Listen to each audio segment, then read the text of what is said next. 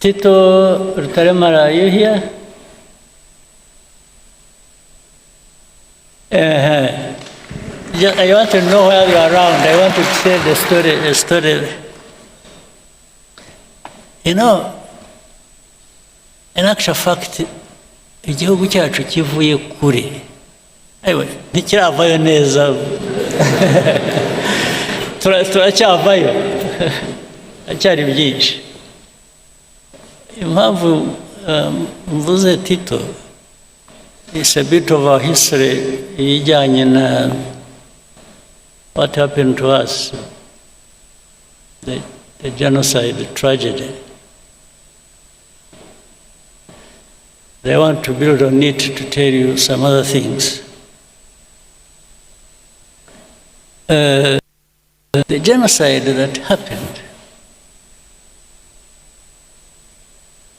there are indications of things that happened as far back as the 60s. That continued. Nubwo, we also have people who would say it's an exaggeration, really nothing happened. Or what happened, I think, was bound to happen or should have happened. We still have that conversation, unfortunately. But I wanted to say something. I don't say it a lot. It comes to my mind once in a while. And Tito, you were one of those twari kumwe in 1991 in Paris. Munama na Paul Dejoux. Is a name I cannot forget. Ariko ndibuka bihozagara, ndibuka wari uhari nawe cyane. Oya, ariko ahubwo naje mbere. Twarahagusanze. Niyo mpamvu na confuse. Abo najyanye nabo mu nama ni bande? Hari bihozagara wari wazanye na doctor. Nande? Dr. Ndahiro. Dr. Ndahiro, but I remember we were like 5 people. Okay, but at least we told you the story immediately after the meeting. Yes, I remember. Sit down. 2 things happened. And I'm saying this because recently something else came up that was a bit disturbing.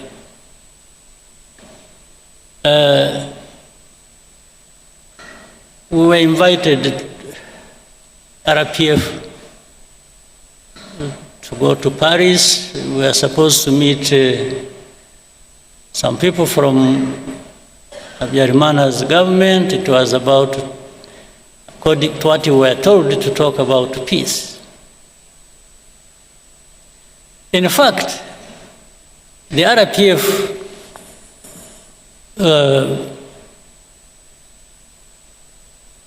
for which I was vice chairman then, insisted I should not go. Because they are saying, you know, with all these things happening, and that was 91 September. Was it 91 or 92? In 91 September. The end of 91. The end of 91. Yes, it was particularly, I remember, 71 September, I think it was 22nd. So the people insisted I should not go because there was chaos. They even thought they were worried about my security and so on and so forth. So, but I insisted. I told our people in a meeting, which was very people, I said, you know, if we don't go, and they, by the way, they insisted I should be the one to come. But I said, no, but you have the chairman, so maybe you should be the one to come. He said, no, we want you. And that's what caused some worry for, they said I shouldn't. But I insisted, I said I'm going,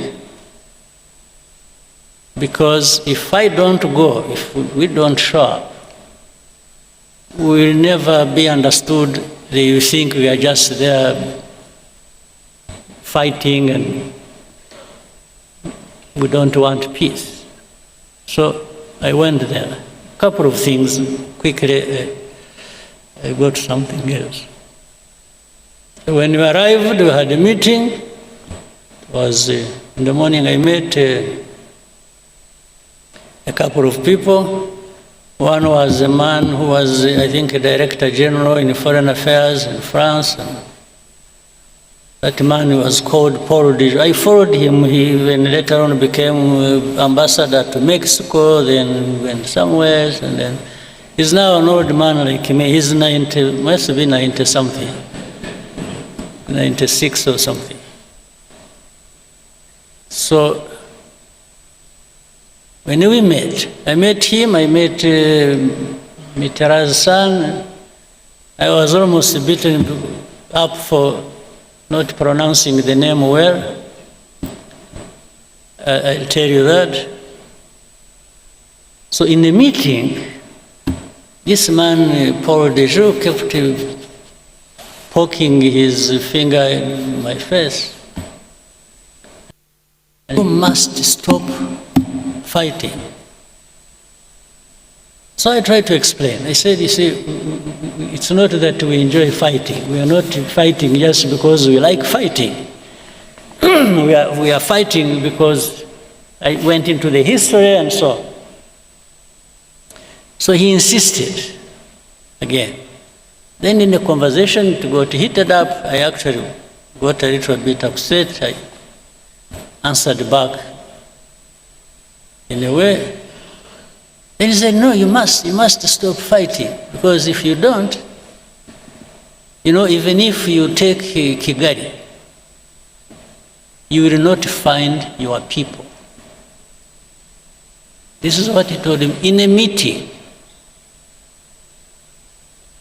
So at first I couldn't understand, I didn't understand what this man meant.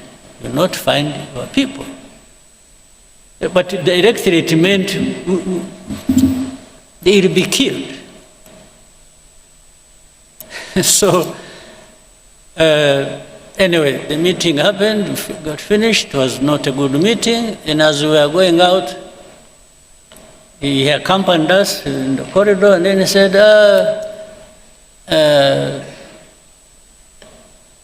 hope to meet you next time but he was being sarcastic, when you are the commander of the new army of Rwanda. I said, yes, sir.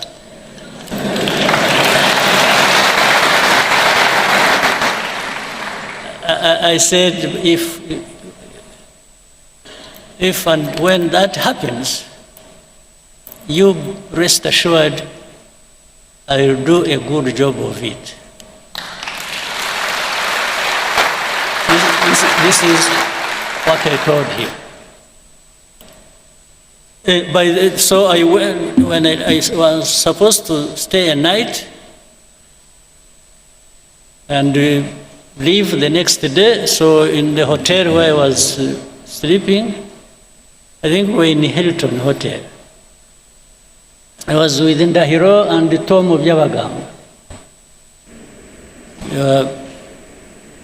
So in the middle of the night at around 4 a.m., I woke up to this light in the room, and about 6-7 people in the room with guns. They were not putting on uniform, they were putting on jackets and so on and so forth. And I woke up, I said, who are you? What's going on? Then one of them said, he spoke in English. You hear him, he's even speaking English. So I was in the wrong place, first of all. Then they said, say, where are your documents? Bring your briefcase. Before I opened it, they had broken it. So but I kept asking, who are you? Who are you? Who are you? Then as I was doing that, when I looked through the door connecting to the room where Dr. Ndahiro and Tom Byabagamba were staying, I saw they were sitting down in handcuffs. For me, they didn't put me in handcuffs. So I asked them, what's going on? They, a bit rough, but so they took us, dumped us somewhere in prison. I didn't know. It was my first time to be in Paris, and my first time to be in prison. So, hopefully the last. Since that time, I haven't been to any other prison. So they put us in the lock somewhere down in the basement of some building and left us there. Then later on, people showed up around 3 o'clock. In fact, why I remember that Bihozagara was around, they didn't know where we had been taken. I don't know how. They were assisted by some people in France whom they knew. Then we saw Jacques Rabunal and Bihozagara. There was a very good friend of ours called Carbonal, a French guy. They showed up in that basement in our prison because I think they had known where we were and they had tried to give us food. I refused to eat. I told them I'm not going to eat anything in that prison. So they brought us bread, I remember, and milk, pints of milk and bread for us because we had refused to eat prison food. Then they even wanted to interrogate us. Well, they did. They wanted to to use a polygraph on me, the lie detector. I refused. I told them I'm not going to have a lie detector at all. I said, if they want to kill me there, then go ahead. In the end, they say, whom did you meet? I mentioned that man. Then said, who else? I said, Christopher Mitterrand. He said, no. Who told you he's called Jacques Christopher Mitterrand? So, so they told me, repeat. I said, no, I'm not going to repeat. I said, I'm not the one who gave him his names. But so anyway, in the end, at around 8 o'clock, they released us, and that night I left. I drove from past heard from some people or anything. No, he was part of it. He told us all the places he moved to in Congo and the officials he worked with and colleagues who up to this day have been integrated in the armies and other institutions in Congo, and he named them by names. He told us the story of even how he went to Burundi and everything he did there, and the names of people who did what, who are still there, who left, or something. He's an encyclopedia on this. And he actually was part of it. Those who must have, who were here saw it or saw it on television. And he has notebooks, he has pictures, he has evidence, later on which.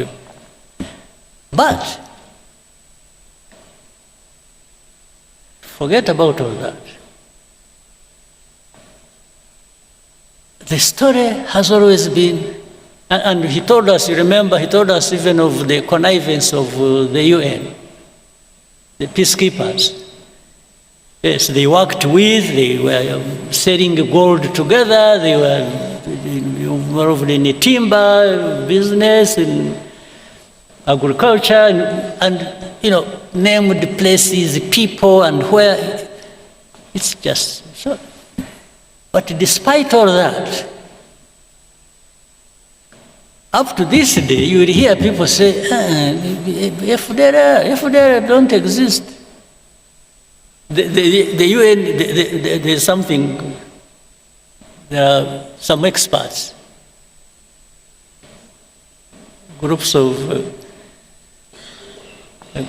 of experts. They'll tell you all those stories. This story doesn't exist. Or if they say it, they will say it so lightly that you should believe it doesn't matter. Okay. So it goes on, and then some of these leaders in the region, within Congo or Burundi, they say it publicly, how and on which side they are.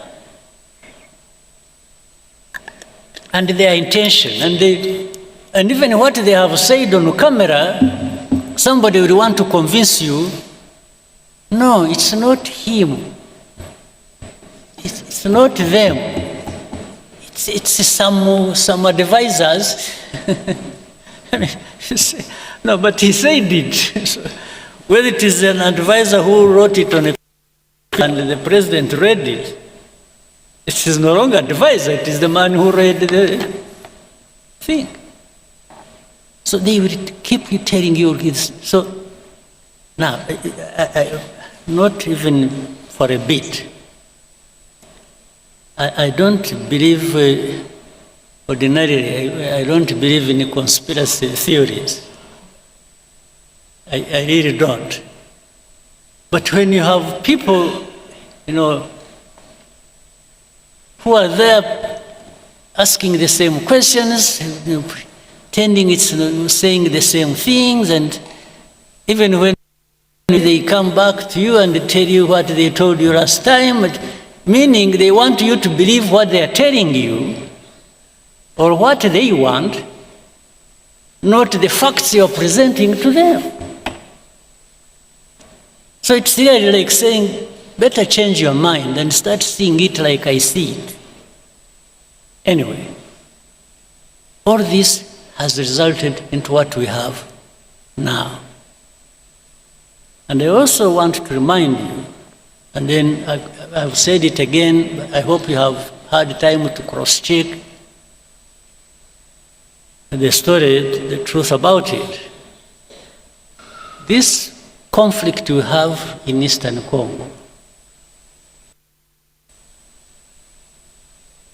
did not start from and was not started by Rwanda at all.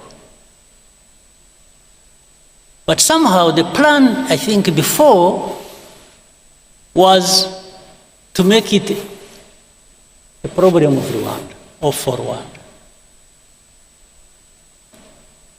Again, to tie into the story, to connect with the whole story of where everything that has happened is not anybody else, it is Rwanda that caused it, or that must carry the responsibility. That, I think that needs somehow in your minds or whatever, or by gathering facts, that problem needs to be settled. This has not been our war. We didn't cause it, and it did not originate from here by any means. We are not part of it, the origin, except for being associated with saying, oh, this is M23, the story that was there 2012, and for 10 years it was not addressed, it comes back, still it comes to be our own problem.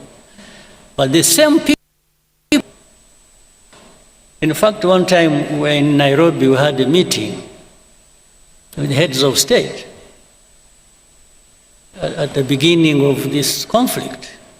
I had opportunity to ask President Tchisekedi in the same meeting. I said, President, how has this become Rwanda's problem? How has it become? This is not anything started by us or from Rwanda. Why? He just hesitated, and I told him, I asked him, I said, are you aware of the fact that actually that whole rural areas, those areas around, have more or less been taken over by Fdlr, and they even marks and collect taxes? He hesitated and said, yeah, he has heard about it. This was his answer to me. He said, so what do you think Fdlr is there doing? And why do you allow them to be there? And we have asked you to work with you to address that problem together. You have refused. Now, before that was over, another president offered an explanation and where those people originated from when they went to fight in Eastern Congo, saying it came from started from his country. So, and every time I brought up this issue with the people, I said, why did you make this Rwanda's problem? It is not Rwanda's problem, it is the problem of Congo and their own people, and it only becomes our problem when it comes to Fdlr that must be sorted out. One way or the other, either you sort it out, you Congolese, or the UN that is employed there, and there are thousands, you address that problem and stop them from invading our country, or we will sort it out ourselves.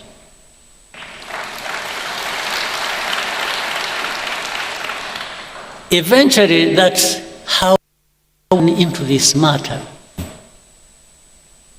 Now, to the recent things. Whatever happened in between, I try to cut a very long story short. A lot of manipulations started happening. They would call us one day in one capital, they would call us to Rwanda, we go there, we discuss things and raise the things the way we thought should be addressed. That one doesn't work well, then next time we are invited to go to Doha, then we go to Doha, then next time we go to Washington. And in between, we went to Dar es Salaam, Nairobi, we went wherever, talking about this. But there was one thing that was constant. Congo, or the leaders of Congo, didn't want peace. They wanted to continue supporting Fdlr against us. In fact, later on, they were joined by some other countries' armies. You know the story about Goma and Kava and so on and so forth.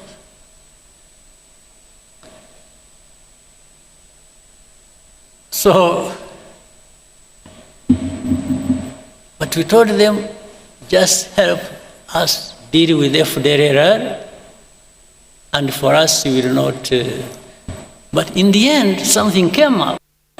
By the way, you should also, it's like even now when we talk about removing defensive measures and so on and so forth, which I'll come to later, They say Rwandan troops must pull out of Congo and so on. And we say yes. You know, for many of these people who pretend, they actually, by that, they mean that even M23 will be pulled back into Rwanda. That's something hidden behind. It's like they expect us to be receiving M23 here. Now, that goes into a long debate. Whether or not, and how these people are Congolese or not. That's now. And I always tell them, no, this is a story of me, because how they became Congolese, how whatever happened in Congo and between Congo and Rwanda, as of those years, I was not. So I don't know. I cannot be asked to answer for colonial times problems. I was not there. And Rwanda is not responsible for that. Now we're going to the last thing we went to when you went to Washington, and which the whole process has resulted into sanctioning Rwanda, sanctioning RDF, it's just sanction. And someone tell them, say, wait a minute, let's understand each other. What's going on? And there is no time. There's no time for Rwanda to be listened to. It's just sanctions. The sanction, that's what we said, that's what we're doing, that's what we're doing. Now,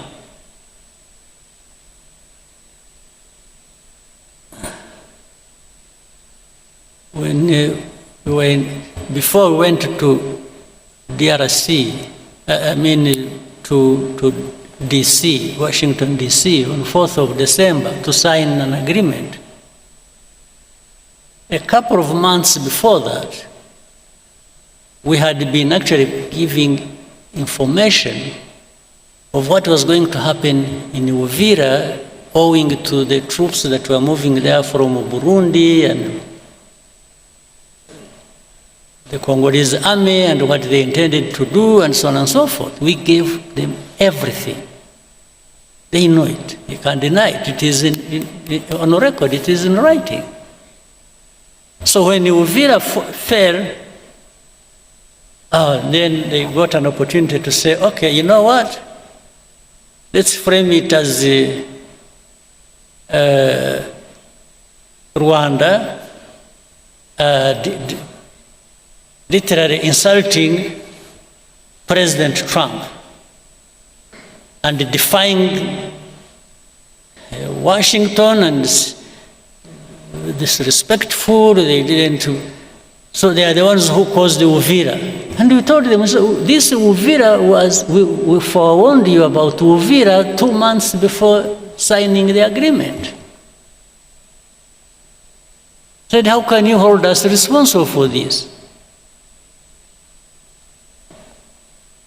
Then,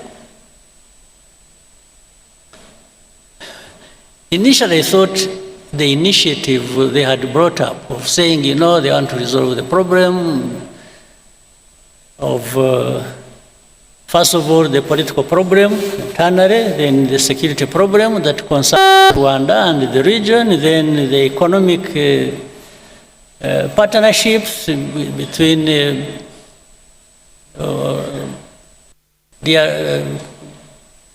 US, DRC, Rwanda, and the region.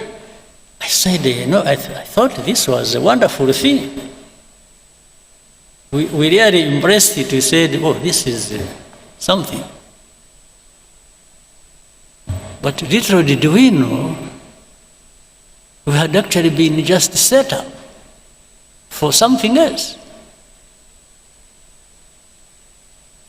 Because in the middle of it, there came a story. It is, you know what you want to achieve is no M23, no Fdlr, And we just walk to the mines and that's it.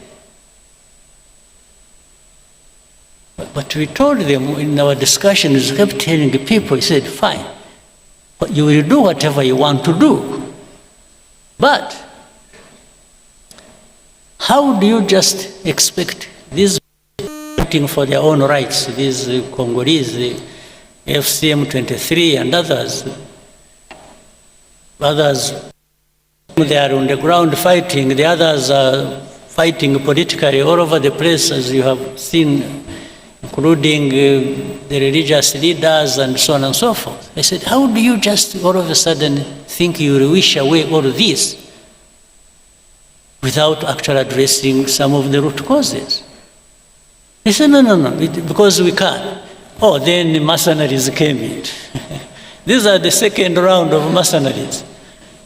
You know, there are first mercenaries who even came through here and were transported back. Other mercenaries came in the background, and they were the ones, somehow they converge with the policy on the region and on resolving this problem. They are the ones dictating, and I think these are the ones who are supposed to finish. But this, while the initial thing was to finish Fdlr and finish M23, this time it has become finishing M23, not Fdlr. Fdlr, because they are working with the same people and working with the government of Congo. Now, all these facts, they are known. But the complication of this, the world politics and the geopolitics, is that there are people who think they just dictate what the truth should be and what should happen, and for the rest you just shut up. That's what is going on. Today, what is going on is if you raise an argument, you say, oh, you know what, I'm going to sanction you. that is the argument. Now, something I shouldn't forget, I said I was going to, because of the story I brought up earlier. In the recent weeks and months, you have heard of the killings and the fighting that has been going on in a place called Minembwe, around the Minembwe area. This is a place home to some Banyamulenge or some other.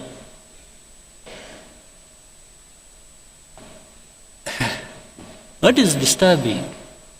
At the beginning, when even in our argument, when we told them what is really happening on the ground and telling the people how, telling the powers that be what was going on, and say people are being killed, they are being, drones were firing at them indiscriminately. In markets, in the churches, many people died. Maybe, hopefully one day people will go there and investigate and will find the truth. But what was disturbing was that in that same conversation and argument, somebody says, don't bring up that issue, it is none of your business. So which for me looks like, it's like the story of Paul de Joux. It's like that those people being killed for their identity and anything is none of your business. Shut up, we are going to kill them anyway. I mean, I'm just calling a spade a spade. It's like, shut up, it's none of your business. They didn't even say, are you sure they are being killed? Or are you creating a story or what? No, it's like, that's none of your concern. But if it is not my concern, maybe it should be yours. Why are you not concerned? And things keep getting worse and out of control every time. So where we are now, we just told, remove your defensive measures. Whether we are associated with and helping Fdlr, with the Congolese army and the government to do whatever they want, and then in exchange you have whatever we want, just shut up. This is what we are being told. But making people shut up, just shut up, I think it's going to be probably more difficult than people think.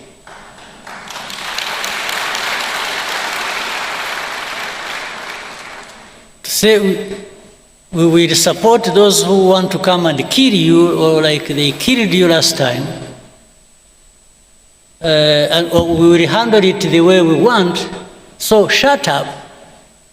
Well, I only shut up when I'm dead. That's when I'm coming.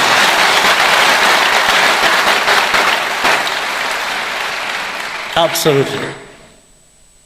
That is the only way to make me shut up. That's it. For the belittling everything and making it look like some people's lives are just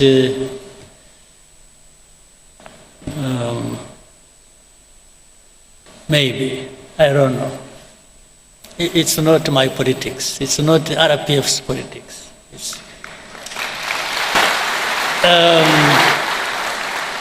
We're a small country, very insignificant in many ways.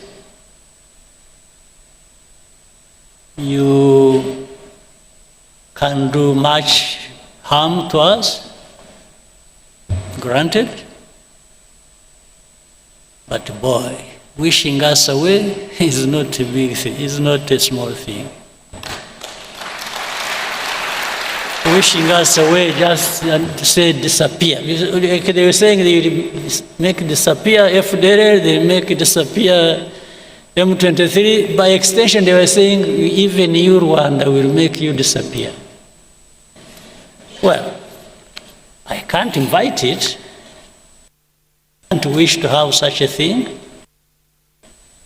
But when it comes, when I have not been able to avoid it, I think they'll find it. I only wish you people, you people, I'm not worried about myself. I just worry about you if you just go home and sleep and think you'll find everything on the table for you without having to invest in it. If you are there waiting for handouts, for people to do you a favor so that you can live,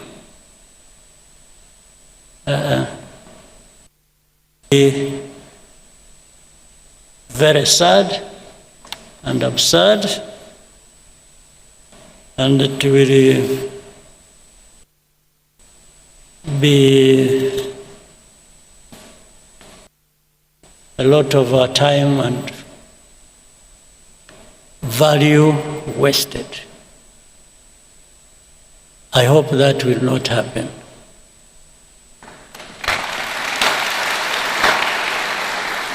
And for that, I wish everybody well and a very good meeting, and I hope to see you next time. Thank you.